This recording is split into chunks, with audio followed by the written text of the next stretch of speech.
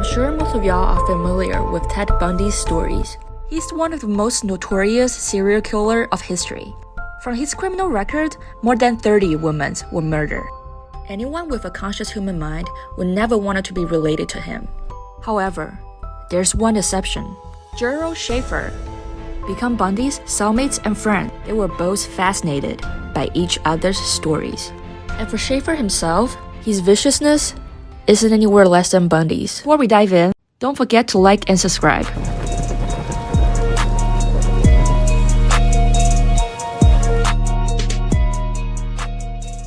In sunny Florida, from behind the palm trees, a monster unleashed his violence. On July 22nd, 1972, an officer was just driving around. All in a sudden, he saw two females were running for their lives. The girls were handcuffed.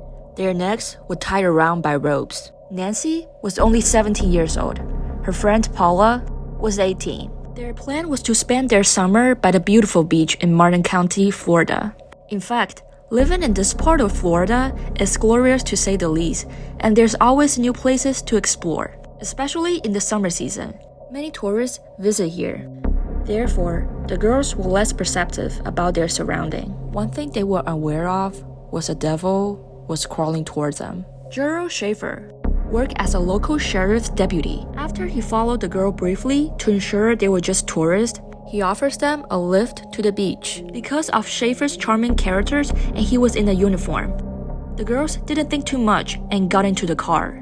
Little did they know, he only navigated to a secluded woods. Right after they arrived, he pulled out a knife and threatened them. The girls' necks were hanging from the branches. In order to not to suffocate, they had to tip their toes. In a such twisted way, he sexually molested the girls for hours. And right before he was about to kill them, he got an order from the office, so he decided to leave the girls behind and threatened them that he would come back soon. During the time he was away, the girls miraculously got away with the ropes and they rushed to the driveway. After the girls arrived in the police station, they reported the frightening incident. Schaefer's handler was pissed. Nobody except a newly recruited deputy had audacity to do such thing. Shockingly, the very next second, Schaefer caught in. He admitted that he did something foolish, but he claims that he was just trying to teach the girls the danger of accepting lift from strangers. He says he became worried after he found out the girls went missing in the woods, so he had to make a call to remain his innocence. Of course, at this point, nobody's buying anything he said. Schaefer was arrested for adoption. But why would Schaefer do such sickening thing? It all traced back to his rough childhood.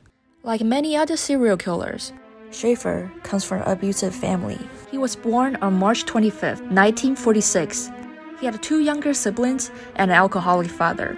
Because he's the oldest son, Schaefer was physically abused by his dad at a very young age. He resented the fact that he was born as a boy. Since his father never abused his sister, Schaefer developed a twisted hatred towards women. When he was a teenager, he would peek on his female neighbor from the window.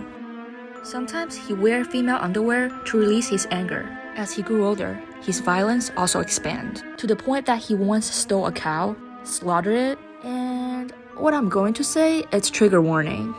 Yes, he sexually abused the dead body.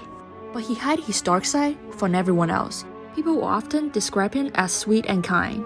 His high school girlfriend, Sandra London, was once engaged with him, until one day, Schaefer told her that he can no longer suppress his urge to kill women.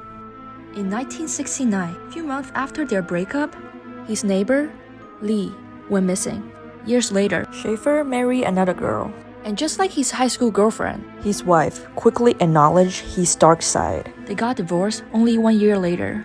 Meanwhile, Schaefer is miserable at his job. He's very controlling and always wants to be admired by others. Because of his short temper, he keeps switching places. While he works as a teacher, he enforces his political belief on his students. And for anyone who argues with him, he will exploit his power to punish them. Eventually, he lands on Wilton Manor's police department. Since police has the power to determine others' life, Schaefer found his way in and did an excellent job in the first place. He solved several drug cases, but then he started to pull over single women with excuse of traffic violations. And then he used police database to dox these women and stalk them. After the office figured out, he lost his job again, but somehow, he got a recommendation letter and switched to Martin County Police Department. Then, the 2 females abduction case we discussed previously happened. Right before his imprisonment, Schaefer asked the jury for a bail extension so he can relocate his wife. The jury first approved it, but nobody knows this is gonna be a lethal mistake. In the same month, 2 17-year-old girls, Susan and Georgia, went missing. A month later, Mary and Elsie went missing. And remember, Schaefer lived in the same town with them. So, is this a coincidence? Or it was all planned out? In such short period of time, in a total of 6 girls went missing. And one common denominator was that they were all underage. At first, police assumed that they were just teenage girls with family issues. Until one of the teenagers' mom, Lucille, told the police that her daughter went out with a guy named Jerry. Since that, everything started to go south. In her daughter's room, there was a letter that was written for Jerry. In 1973, 1 year after her daughter's missing, Lucille followed the address and departed 70 miles to a town. When she knocked on the door, and the woman who answered was Schaefer's wife.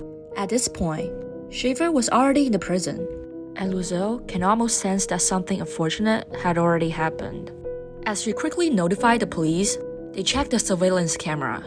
The car's license plate matched exactly with Schaefer's. A few weeks later, in Martin County, some tourists found 2 heavily decomposed remains. And what was more horrifying? This was the same place where Schaefer abducted Nancy and Paula. In fact, Schaefer's sickening desire for underage women was out of control. Police searched both Schaefer's and his parents' house. They made a shocking discovery. At Schaefer's mom's house, they found a suspicious leather suitcase. It was filled up by women's clothes and their identity cards. According to ID cards and a DNA test, it shows that the stuff in the suitcase belonged to 38 different females. Remember his neighbor we previously talked about? Lee. Prosecutor was also able to find her DNA. Can the situation get anywhere worse? And the answer is yes. At the bottom of the suitcase, it was Schaefer's diary.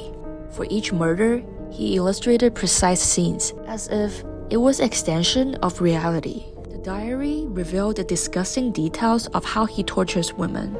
The content was so disturbing that the police had to make rotation in order to finish. After they collected the physical evidence, Schaefer was sentenced twice lifelong times in the prison. In the jail, Schaefer met his soulmate, Ted Bundy.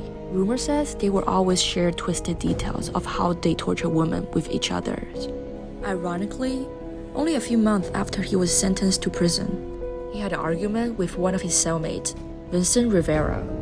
Vincent brutally stabbed each of his eyes 18 times, which is very similar to his diary of how he tortured women. Before Schaefer's sentence, he already showed so many dangerous signs. I don't understand why jury would tolerate him with extension. If he was put in the jail in the first place, less women would be murdered. What do you guys think? Comment down below and I will see you next time.